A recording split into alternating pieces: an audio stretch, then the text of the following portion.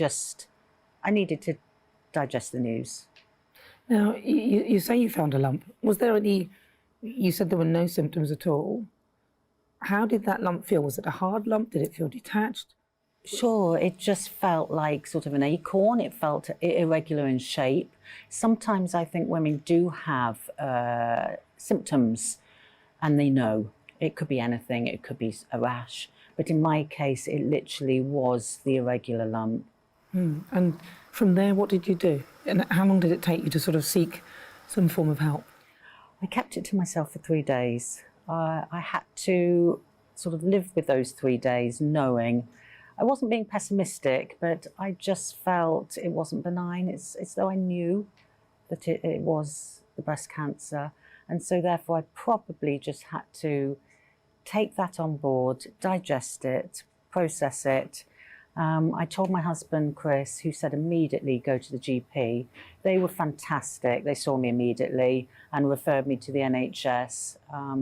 But at that point, we wanted to fast track. So we went privately. You were fast tracked through to the NHS and then you were given the news. That was mind-blowing. I've written a lot of poetry and a lot of feelings about that time because the news just got worse. Instead of it getting better, I was in consultancy rooms and it was, yes, you've got triple negative and we can cure triple negative, which they could and they can.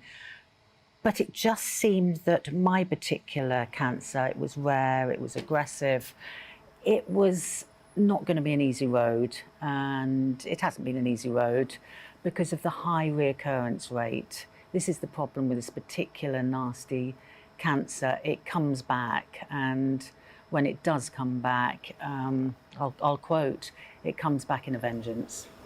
So now we know your cancer has come back. Yes. And we know that you're at a hospice. Sure. And you're working to sort of enjoy your life. And I'm having a lovely time. So talk to me about that. I'm having the most fantastic time. I have decided to embrace every day, and this is like, one would think, having a holiday. To me, it's having a peaceful holiday. The hospice is amazing. The staff are just like angels. And each day I bring something new to this, to the day. I bring in, it could be quotes, I'll bring in music, I'll bring art, I'll bring memories with my family, happiness, joy, because this is everything to me, this period of time. It's a gift. But to know when you're told that you have a certain amount of time left, how does that feel? How do you get through things? You accept it. The first thing, you accept it, and I think the second really important factor is you look at what you've done and you look at where you are and you look at how fulfilled as a person you are. And I feel I fit in all those categories. I've travelled, beautiful, beautiful family. My art has elevated to beyond my dreams. I mean, 5 years ago, I wouldn't have thought now it would have got to this level of recognition. So I'm very happy. You've got a big smile when you talk about it. I love my art with passion. 5 years ago, I decided to go to what I call 2D canvas. I'd worked as a fashion photographer in London and in my 20s and decided it was time to paint. And there was no going back. I started off having lessons, like probably some people do, or following your instinct feeling, and realised I could do that on my own, and then went to London, did lots and lots of art fairs, met lots of other artists and peers, which was lovely because it's about networking as well. And just more projects, took on more projects, and just did lots of themes, new themes of work, new series of work. There was always a motivation behind the work. So you literally started painting 5 years ago? Sure. And since then you have achieved quite a few different things, haven't you? Talk to me about some of those. Firstly, well, where do I begin? Probably, I ended up with a piece of artwork in Manila, of all places. It was on a multinational screen in Manila in the Philippines, a piece called Candy. And this was a project, a digital project that was going on at the time. And I got selected for that. And I was, woohoo, this is like pretty awesome. Not every day do you land a piece, obviously, in the Philippines. And following on from that, all sorts. I had a piece, Care of Art Below at Hyde Park Corner. That was on the Tube. And that was a great feeling to be literally on London Underground and see your work as posters. So that was cool. That was really cool. And then recently, flannels. That was in honour of the NHS. Care of a company called W1 Creates. Flannels have been exhibiting amazing art, and one of my pieces was selected on 34 channels in London. So my husband and I went to see that, and incredible. It was just to see it filmed was really good. It's almost been a gift knowing that there is a limit and knowing where that limit is. Sure. And you seem to have you are making the most of it. Absolutely. And you look so happy. I am. I'm really happy, ever so happy.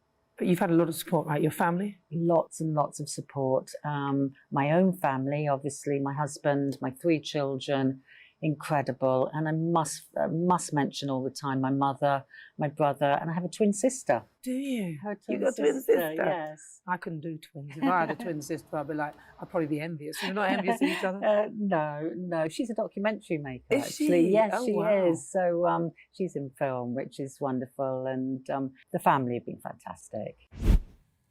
Next, a subject that's been making headlines throughout the coronavirus pandemic: domestic abuse incidents of all forms that have been on the rise. So awareness and support are more critical than ever. Samantha Billingham is a domestic abuse survivor and the founder of SODA, a charity which stands for Survivors of Domestic Abuse. She told me about her personal experience of abuse and a mission to help others. When I first met him, it was in a local pub. He was very charming. I sat with him. He made me feel so comfortable. There were no signs whatsoever for me to think any different.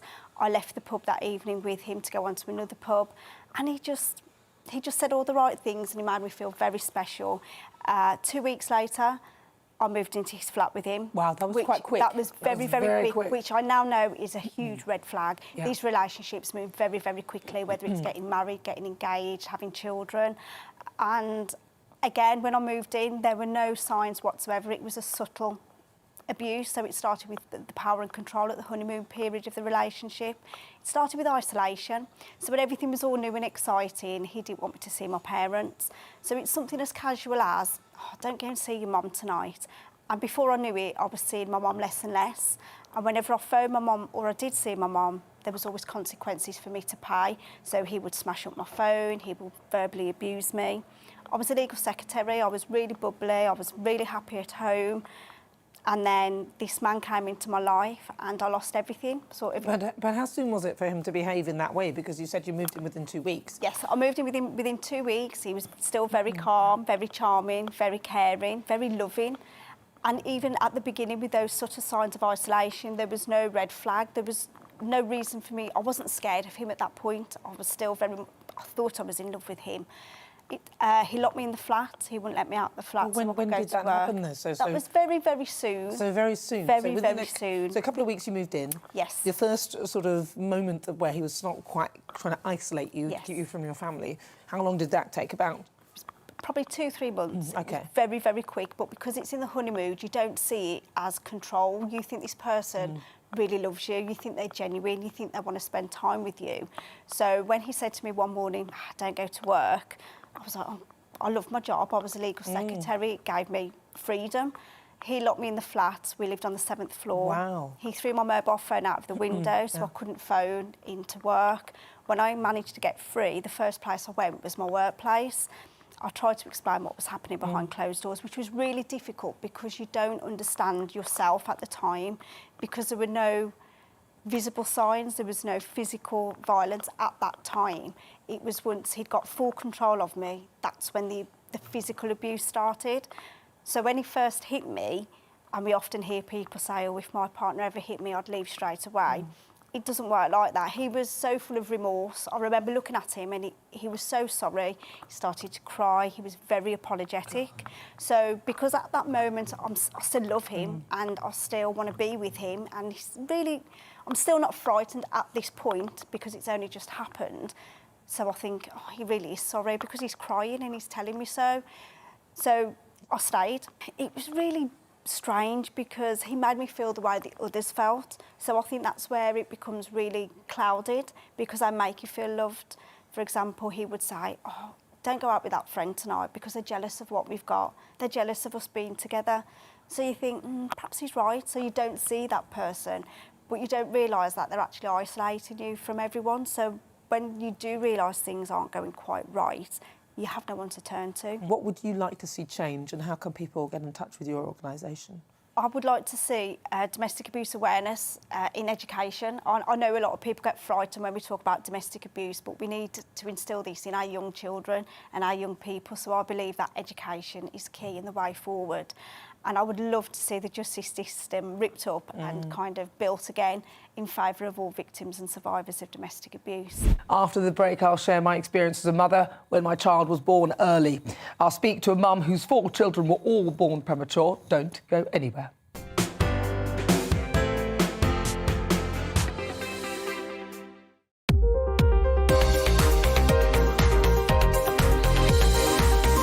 We store, pick, pack and post on behalf of e-commerce sellers. So the guys that you buy from online, particularly in the last couple of years, people have been stuck at home buying from people online.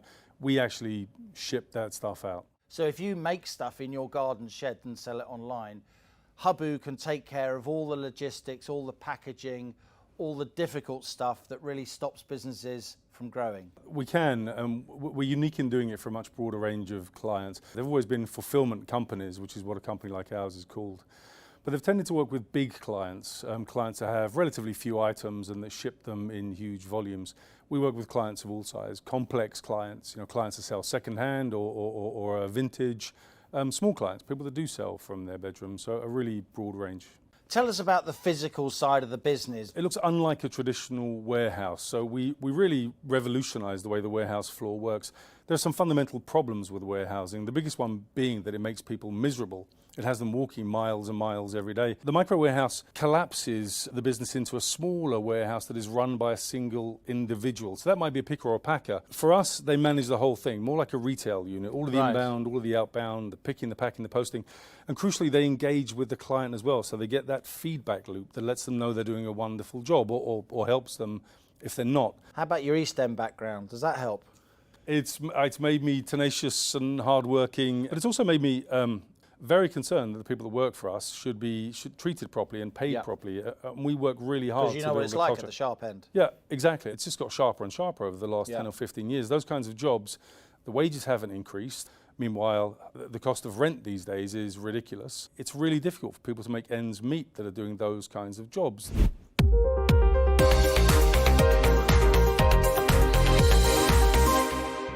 You're watching GB News live across the UK and the world on our digital stream. GB News is Britain's news channel. We are the UK's home of discussion and debate from all perspectives. We are here for you. Don't forget to join our YouTube community by clicking on that subscribe button.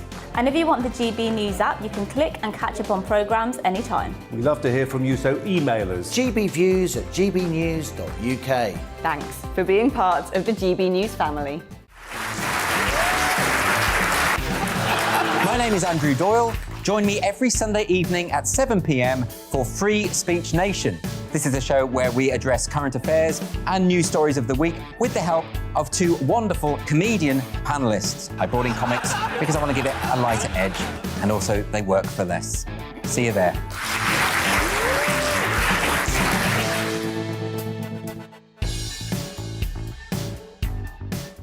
Join my show Farage, 7 p.m. till 8 p.m. Monday through Thursday, and there you will get opinion, analysis, debate, and I'll cover stories that nobody else dares to touch. And then for the last 15 minutes, talking pints. We're over a drink. We have a civilised conversation with someone. We very often disagree, but we do it in a grown-up way. Come and join me on Farage.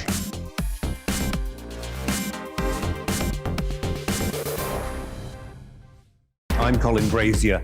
I've reported from more than 70 countries around the world, covered wars from Afghanistan to Iraq, from Lebanon to the Balkans. I'm trying to bring that experience, that feel for events, to the studio. And something else. I'm ready to give an opinion. Today's stories with a spark. Brazier from 8 p.m. weekdays on GB News.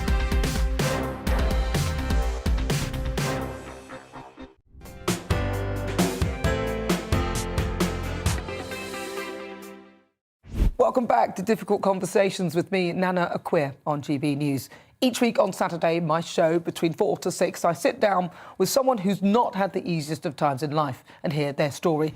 Now, a man who had his own struggles with drink and drugs is now using his experience to support other people to change their lives. DJ and co-founder of Break Free, Lee Butler, shared his experience of addiction with me.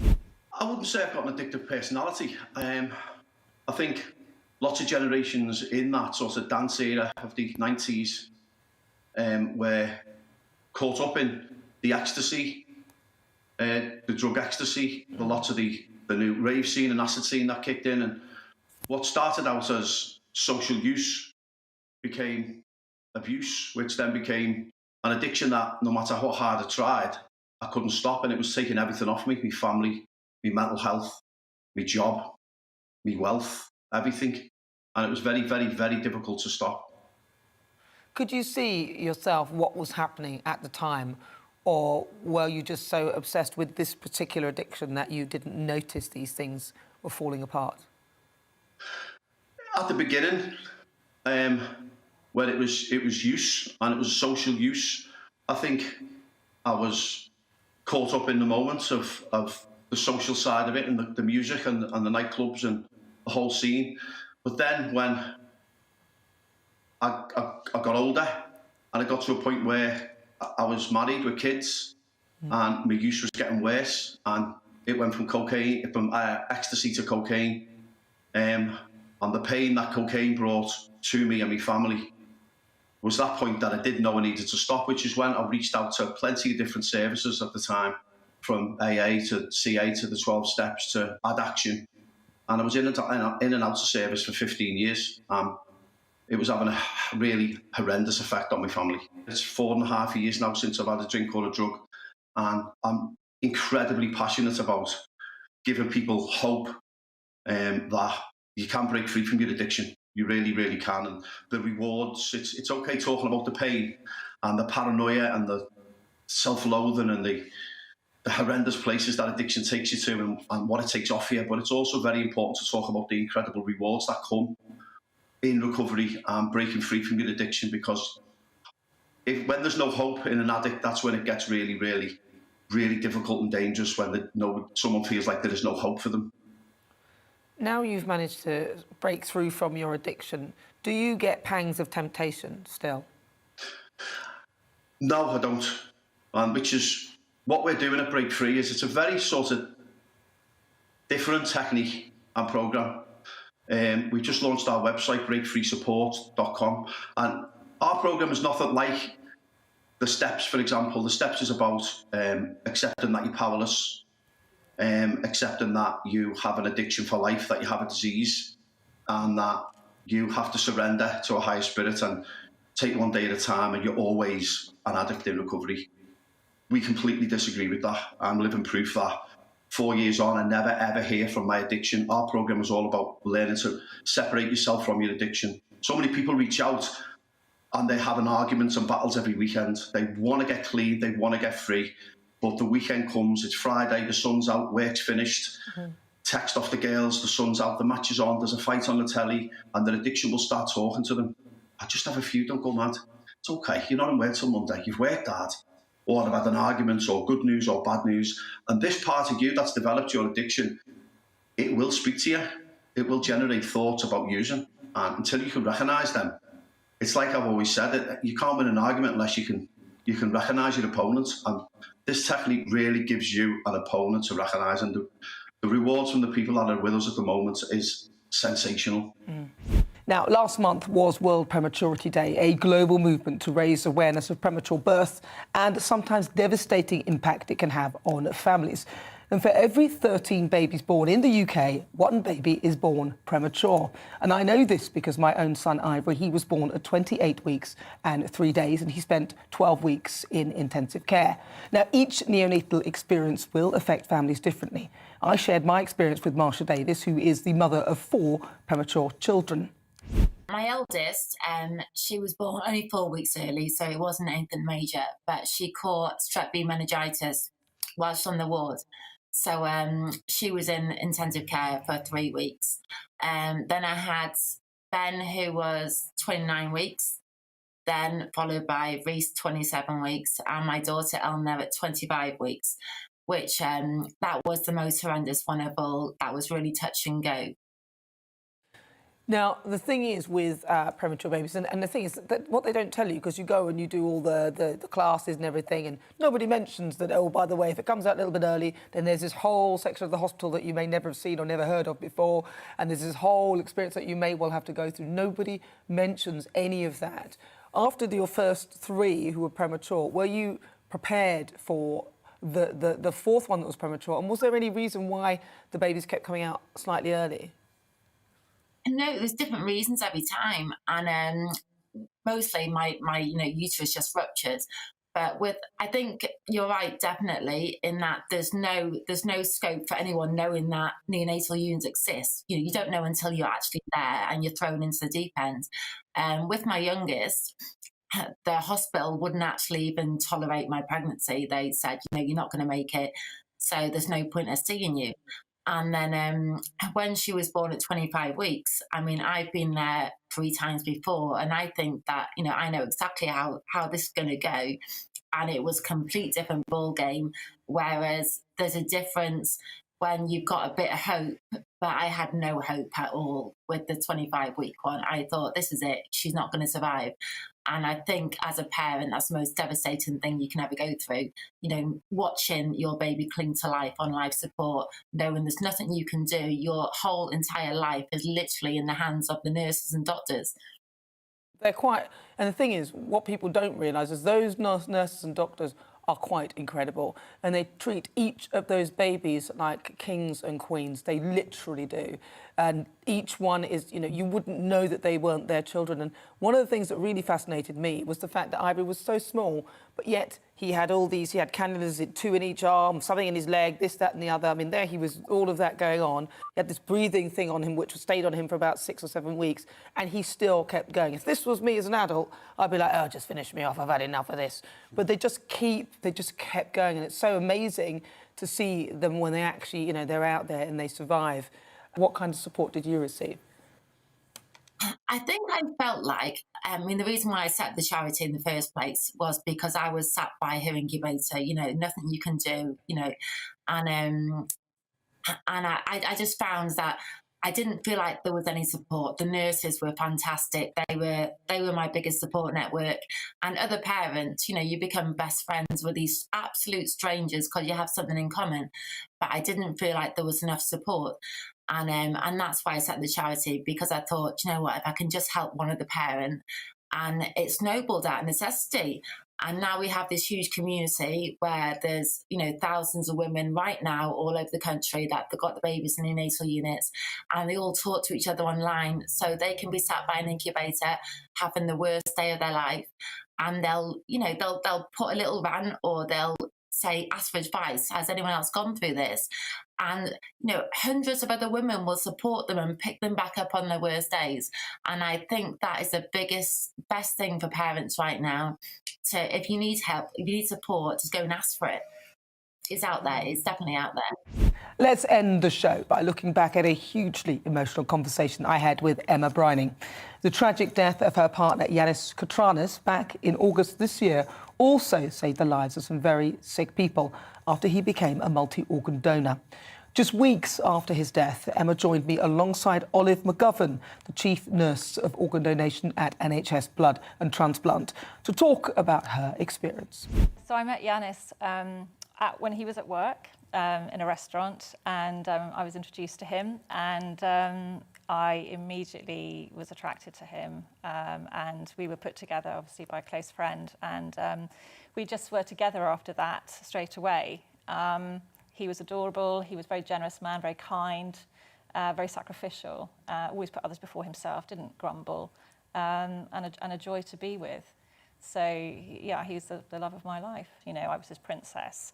And so the quality of the relationship was so fantastic and so amazing that I didn't need to ever worry about anything, really. Yeah.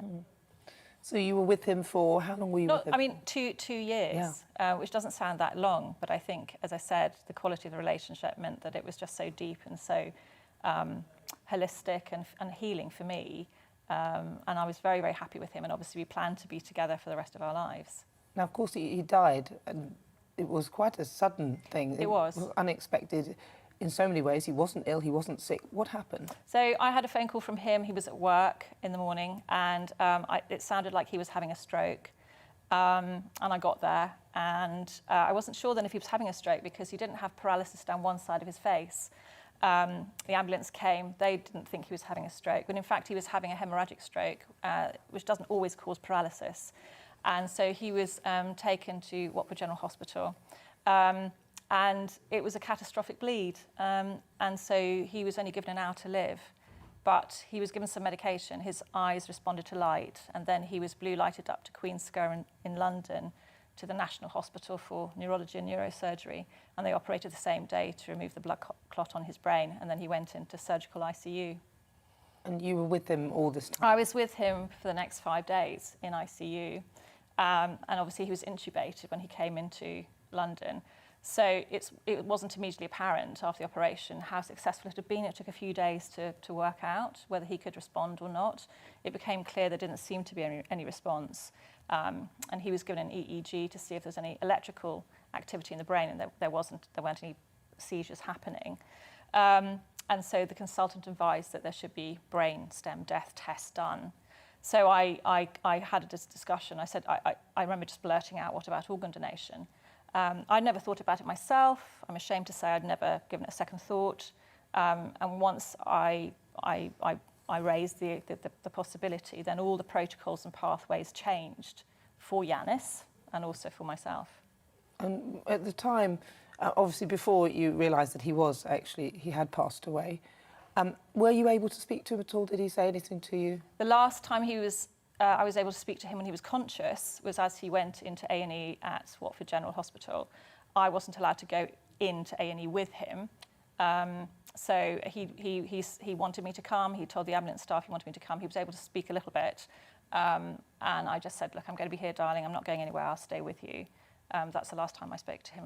They wouldn't let you go in, was it because of COVID? Yeah. Oh, that's so sad that you didn't get to at least be there with him. I saw him that night just before he went to theatre. So I was with him. And because he became an organ donor, it meant that he was in ICU for longer because of the time it took then to do tissue matches. So I then had this sort of miraculous time where I was with him for a couple of days, although he passed away, where I could just be with him, lie next to him, talk to him. And he was treated as if he was still there. So he loved the Bee Gees and ABBA. So the nurses put that music on quietly on an iPad next to him. So, yeah. And of course, we do have some photos of you with him as well. Yeah. In ICU. Yeah. Sort of, yeah, we do. And they were wonderful. I mean, they were so supportive and kind. So I had the ICU nurses team, and I had the organ donor nurse team as well. So there were 2 teams actually then sort of working alongside each other and supporting me. Yeah. And because you had been with him, I mean, it is a long time really, 2 years to be with someone, especially if they are the one, and you know that, you do sort of know, don't you? And what about his family? Where were they? We were trying to get hold of them desperately. Some of his family were in Greece. We couldn't. The consultant was trying to get hold of his UK family and left messages.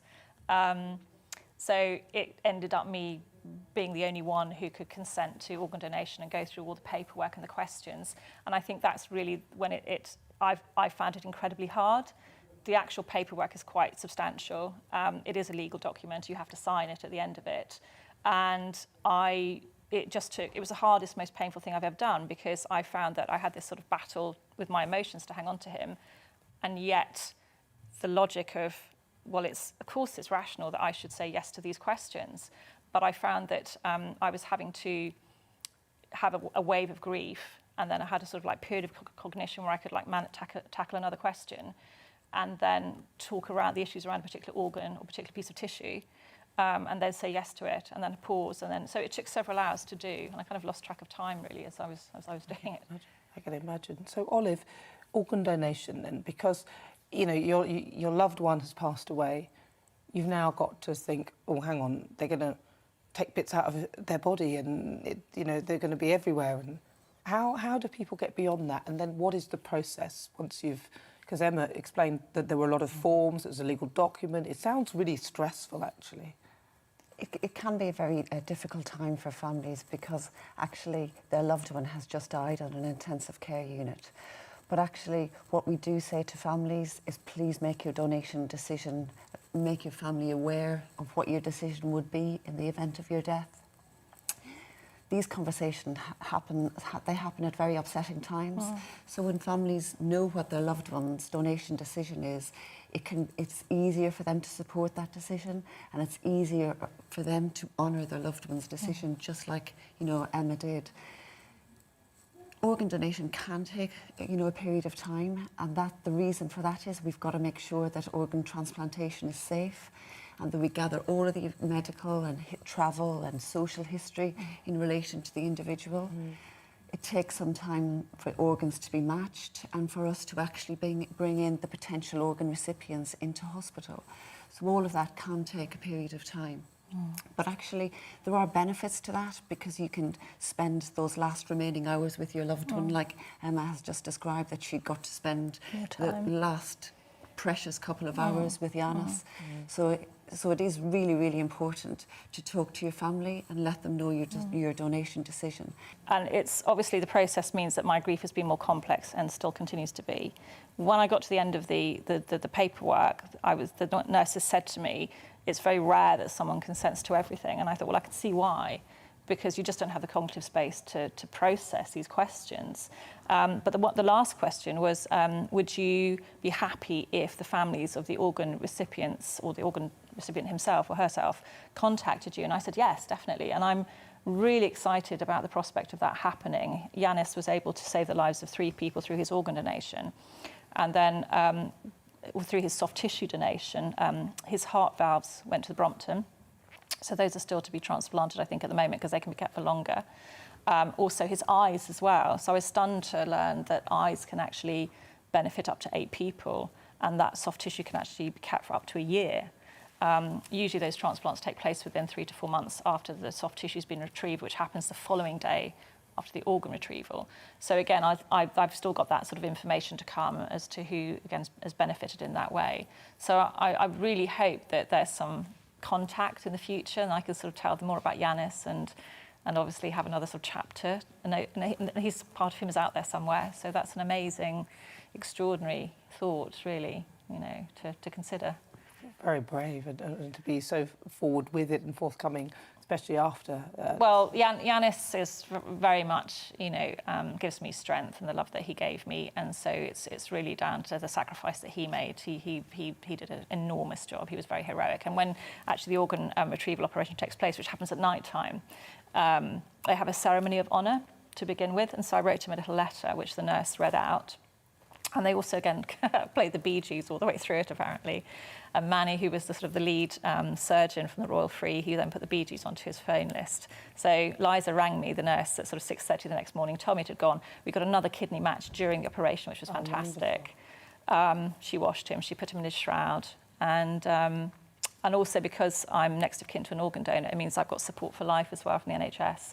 And in fact, they actually have a research programme with the University of Salford, Manchester, to support organ donor families and see what the impact on them is long term.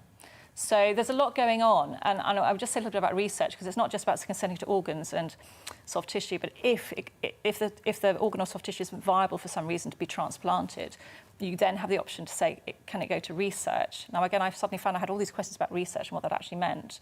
Very small amounts of tissue. And then the impact for that, of course, is monumental. I mean, that could go on to save tens of thousands of lives in the future. So that's another question that one has to think about. That's all for today. You can hear more difficult conversations with me in the new year, every Saturday between 4 to 6 p.m. Thank you for joining me this afternoon on GB News.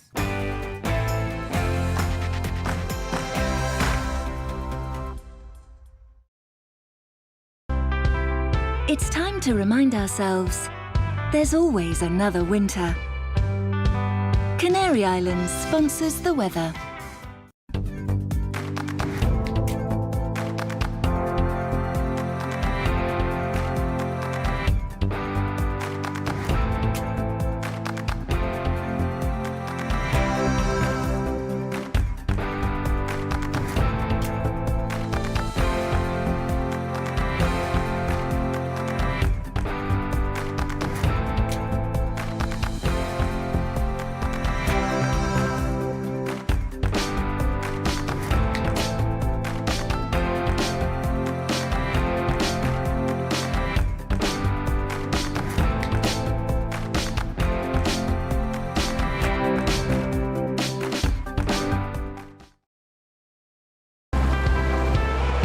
Canary Islands sponsors the weather.